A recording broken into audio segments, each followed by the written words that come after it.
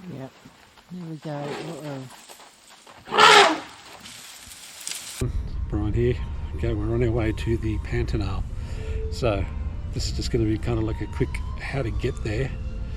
And I've read a few reports of how other people do this. Hopefully the mic's working okay. I've got my Bluetooth mic. It's actually packed in my checked-in luggage, so I'm using just a GoPro mic, which isn't the best, but it should work. So we are flown from Australia, and our flight goes into Santiago.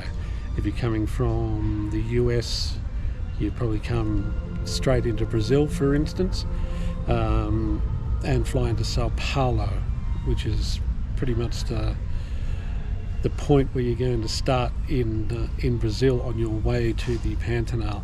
And from there, I have heard of some hardy souls that have hired cars from Sao Paulo. I'm not sure what the benefit is of that. I guess self-driving. You can stop and start as you please, but you're still going to be on an itinerary, so you've got to make sure that your road times are correct, your drive times between distances. So we are, as I said, flying into Sao Paulo this morning from Santiago. Then we're going to take a flight to Cuiaba, or Cuiaba, C-U-I-A-B-A, and that's kind of like the transfer point for most people that are going down to Porto Jofre. Now, the reason we've chose Porto Jofre, the northern Pantanal, is because we're looking for jaguars to photograph and film, and that is the best spot to see them in the world. So if you're specifically looking for jaguars, then northern Pantanal is the way to go. And there's a whole heap of ranges of prices.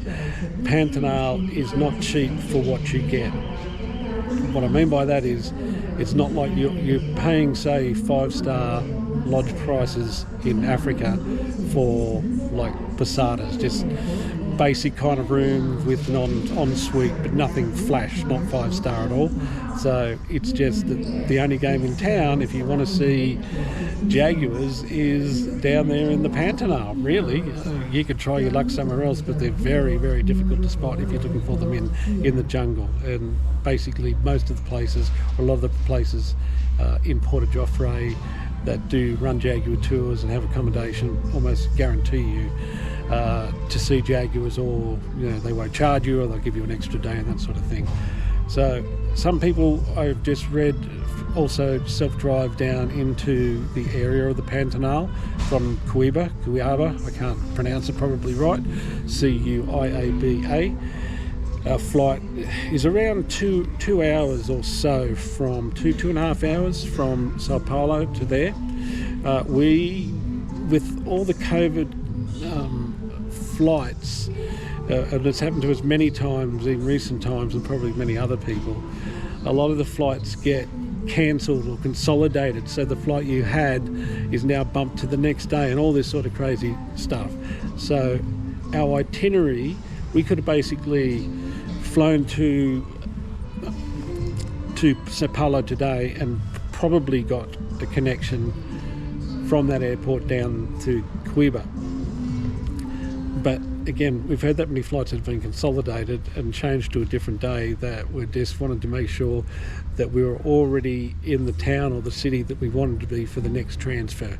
So it's a night at Sao Paulo, then a night in Cuiaba, and that's where our transfer gets picked up from.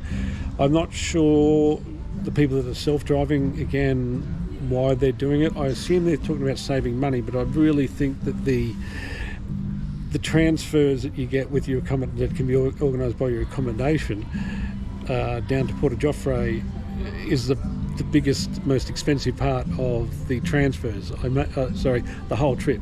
I may be wrong, but I'm not really sure. Again, you can stop. If you see animals on the way and you're getting a transfer down there, just ask your driver to stop. If you want to photograph birds or whatever you may see on the road. I think it's the Trans-Pantanera, something like that, on the way down there to Porto Jofre. As I said, there's lots of other options around the Pantanal that you can stay in. They might be even cheaper. But jaguars, name of the game, they've basically got a lock on it. Because if you want to see jaguars, you've just got to pay the price, and that's the way it is. However, I did a ton of research over a number of years of where to stay and try to get the best deal that I can. And I guess I can talk about it now. So we're staying at a place called Posada Burco Pantanero. I think they've changed their name slightly. That's still on their webpage, and I'll add what else they're called because the name's kind of changed on TripAdvisor, but that is still part of the name. And for 6 nights with the transfers down to Porto-Jofre, return transfers for 2 of us, private guide, 5 full days on the river, so that goes for about 10 hours, looking for jaguars, other wildlife, birds, etc. We'll be filming and photographing, and I'll be doing a breakdown, a day-to-day of each time we go out, and all our meals and accommodation for roughly $4,000 US. I'll double check that. It was 6,500 Australian, and I know people that are taking tours there and doing roughly the same sort of stuff as we're doing, and they're over triple the price to be guided. So be aware. I'll put the name of the. It's an interesting way they do it. They go through WhatsApp. So when the communication, so it could, some people could look a little bit strange. But you can certainly go read all the reviews online, and they're very, very good on Google and TripAdvisor, for instance. But you do all the communication we have with Raphael that works for the business. I don't know if he owns a business or works for the business, but I think he just works for the business. And you do all your transfers, and you do it through Wise, the money transfer website, app, whatever you want to call it. So I'm not sure, it's just a different way of doing things, not like a bank transfer or anything else like that, which you normally do. Like they'll give you a price and you transfer it to their bank account or anything else like that. All those communications are through WhatsApp, not email, etc., etc. But for what we're getting, it's a stellar price for the Pantanal. Still, in comparison to what I could see get in Africa or even India, for instance, it's a lot of money. But jaguars are the name of the game, and giant otters, and hopefully tapirs and other things. We love photographing birds and filming birds. It's my favourite type of photography. So I'm sure we're going to see a lot of that, and that'll be in the coming episodes. But that's kind of how you get to the Pantanal. There's all sorts of crazy ways, as I said, self-driving from Zapalas, self-driving from Cuiba, and I guess everyone's trying to save money and all the rest of it. But if you kind of follow the way we're doing it, you'll probably find it's the best value compared to all the other reputable operators down in that area. This was cheaper by miles. Now, admittedly, you might be thinking, let's just see what happens when we go on the tours and that, to see whether, the price equals the service, or whether the service is actually just as good as anywhere else, and we just happen to get a great price to go down there and do this tour.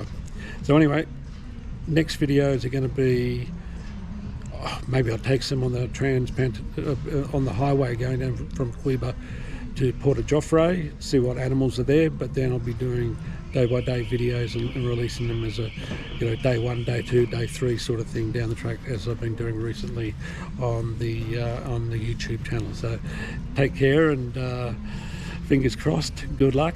I'm very, very hopeful that we're going to really nail a lot of good jaguar shots.